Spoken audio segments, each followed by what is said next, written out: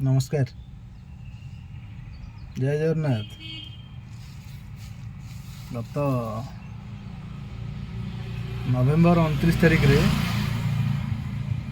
आम बेगुनिया बोलगड़ राजनीति को लेकिन मो मनरे जहाँ मोर जहाँ चिंताधारा ताको परिप्रकाश करथिले को वीडियो माध्यम रे।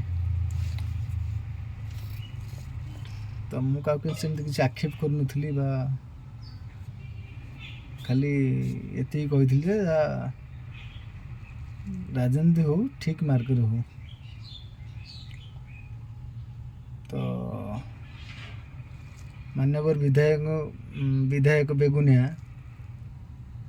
को नाम रे एक फेक अकाउंट फेसबुक रो बोली भावुची प्रदीप कुमार साहू एमएलए ये अकाउंट मो पाख गोटे धमकपूर्ण कमेंट आसला वीडियो रे। कमेंट आसी जे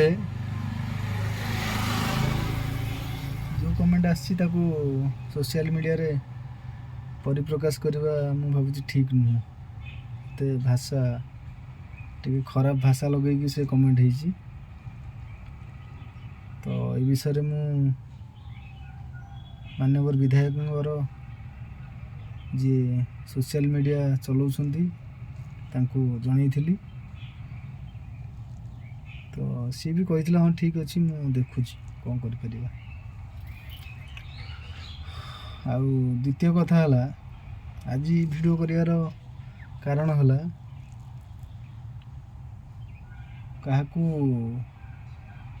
डरे के तुम अटकई पारिबनी। एति मन रख स्नेह श्रद्धारे समस्त परिवर्तन होती।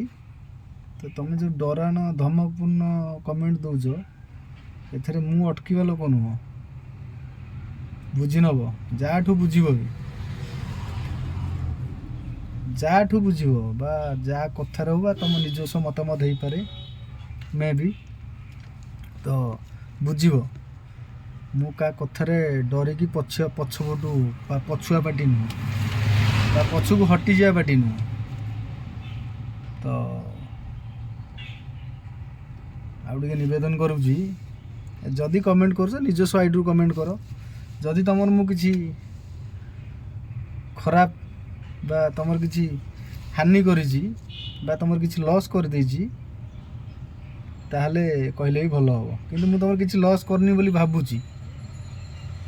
तो भद्र भाषा रे देखी कौन मूल्य पाउछ बा अभद्र भाषा रे कमेंट करके मूल्य कौन सोशल मीडिया को तुम कौन मेसेज दवा चाहछ जे आमे विधायक ना रे के फेक अकाउंट खोली आंको कमेंट दबू जहाँद्वारा कि ये रही जीवे बा आ वीडियो बनइबेनी बा आम एग्नेस्ट हो बा भूल कथाटा केबे लोकलोचन को आनिबेनी या ना। किंतु मन रख मु पछकू फेरिया लोक नुह बा भूल को केबे समर्थन करवा लोक नुह। आमे भूल को आज पर्यंत विरोध करी आसीचु आउ शेष रक्तबिंदु थिला पर्यंत विरोध करू। तमें कौन तुम भाई एमती केते लोग आमको जिते प्रकार खराब मेसेज कर बा जिते प्रकार खराब कमेंट कर मु पछक हटिवा लोक नुह। जो जी भी भूल कर मु ता एग्नेस्ट कहवा लोक मते बा जोड़ा मते ठीक लगे मु मोर निजस्व मतामत परिप्रकाश करे। तो जदि क्या खराब लगी ताले मते डायरेक्ट मेसेंजर रे मेसेज कर परिबो नचेत नहीं मो नंबर फोन नंबर भी अच्छी मत कॉल करके भी कहि परिबो। किंतु से सोशल मीडिया अकाउंट रे ये भाया खराब कमेंट दबा ठीक नुह। या द्वारा तमें भावुच जे आमे प्रदीप कुमार साहू को ना रे एक फेक अकाउंट खोली कमेंट दौर कहीं जापर। किंतु चोर घर सदाले माने अंधार न थाए दिने ना दिने आलुओ हम। आ तमें मान्यवर विधायक ना रे जो फेक अकाउंट खोलिकी मत कमेंट कर मो आईडी रे ତାହା ନିଶ୍ଚିତ ଧରା ପଡ଼ିବ। ଆଉ ଯଦି ତୁମେ ଠିକ୍ ଗୋଟେ ବାପର ଛୁଆ ହେଇଥିବ, ଗୋଟେ ବାପର ଛୁଆ, ତାହେଲେ ତୁମ ଓରିଜିନାଲ୍ ଆଇଡ଼ିରୁ ମୋତେ ମେସେଜ୍ କର ବା ମୋ ଭିଡ଼ିଓ ଉପରେ କମେଣ୍ଟ କର। ନଚେତ୍ ନାହିଁ, ଯଦି ତୁମେ ଗୋଟେ ବାପାର ପିଲା ହେଇନଥିବ ତାହେଲେ ସାଇଲେଣ୍ଟ ରହିଯିବ ଆଉ। କିନ୍ତୁ ଯଦି ତୁମେ କିଛି ଖରାପ ବା ଅନିଷ୍ଟ କରିଛି ତାହେଲେ ମୋତେ ଡାଇରେକ୍ଟ ମେସେଜ୍ କରିପାରିବ, ନହେଲେ ମୋତେ ଡାଇରେକ୍ଟ ଫୋନ୍ କରିପାରିବ। ମୁଁ ସେମିତି କିଛି ଗୋଟେ ବହୁତ ବଡ଼ ଲୋକ ନୁହଁ ବା ଧନୀ ଲୋକ ନୁହଁ, ସାଧାରଣ ଲୋକ, ସାଧାରଣ ଜୀବିକାରେ ମୁଁ ବଞ୍ଚୁଛି। ମୁଁ ସେମିତି କାହାର କିଛି ଲସ୍ କରିବାକୁ ବି ଚେଷ୍ଟା କରେନି, କାହିଁକିନା ମୁଁ ଜାଣିଛି ଗୋଟିଏ କଥା ଯେ ମୁଁ ଯାହାର ଅନିଷ୍ଟ ଚିନ୍ତା କରିବି ଠାକୁର ମୋର ଅନିଷ୍ଟ କରିଦେବେ।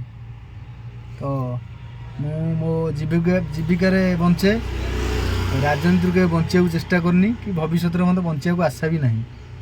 କିନ୍ତୁ ମୋର ଗୋଟେ ମାଇନସ୍ ପଏଣ୍ଟ ହେଲା ବା ମାଇନସ୍ ହେଲା, ମୁଁ ସତ୍ କଥାଟାକୁ ବା ସତ୍ୟକୁ ଆଗକୁ ଆଣିବାକୁ ସବୁବେଳେ ଚେଷ୍ଟା ଜାରି ରଖେ। ତ ଶତ୍ରୁ ବହୁତ ହେଇପାରନ୍ତି, କିନ୍ତୁ ତୁମେ ମୋ ସହିତ ଶତ୍ରୁତା କଲେ ତୁମର କିଛି ଫାଇଦା ହେବନି ବା ମାନ୍ୟବର ବିଧାୟକଙ୍କ ନାଁରେ ଅପପ୍ରଚାର କଲେ କିଛି ମୂଲ୍ୟ ନାହିଁ। ତ ଯଦି କରୁଛ ନିଜସ୍ୱ ଆଇଡ଼ିରୁ କମେଣ୍ଟ କର। ଆଉ ତୁମର ଯଦି ମୁଁ କିଛି ଘାଟା କରିଦେଇଛି ବା କେଉଁଠି ଲସ୍ କରିଦେଇଛି ତାହେଲେ କହିପାରିବ। ନଚେତ୍ ନାହିଁ, ଏମିତି ମାନ୍ୟବର ବିଧାୟକଙ୍କ ନାଁରେ ମିଛ ଫେକ୍ ଆଇଡ଼ି କରିକି କିଛି ବାହା ନେବାକୁ ଚେଷ୍ଟା କଲେ କିଛି ମୂଲ୍ୟ ହୁଏନି। ରହିଲି, ନମସ୍କାର।